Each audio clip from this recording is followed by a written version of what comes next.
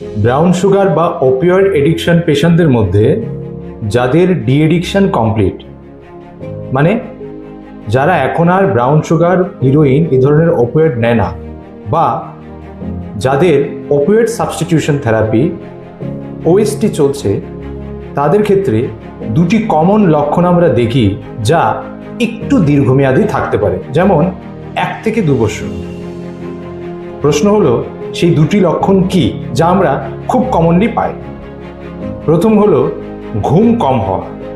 ঘুম কম হওয়ার জন্য তারা যে আচরণটি করে তা হলো দোকান থেকে উইদাউট প্রেসক্রিপশন বেনজোডায়াজিপিন ট্যাবলেট অথবা স্লিপিং পিল তারা কনজিউম করে।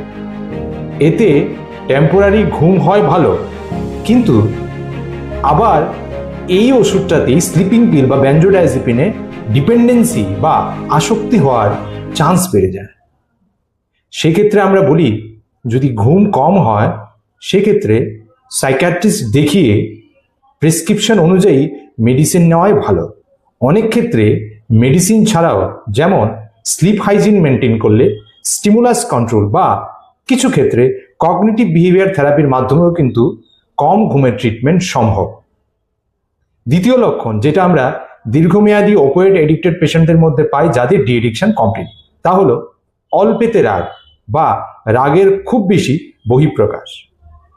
সেক্ষেত্রে যা করা যেতে পারে তা হলো অ্যাঙ্গার ম্যানেজমেন্ট স্কিল শেখানো, অথবা কিছু ক্ষেত্রে লো ডোজ অ্যান্টিসাইকোটিক বা মুড স্টেবিলাইজারও আমরা ইউজ করতে পারি। ধন্যবাদ।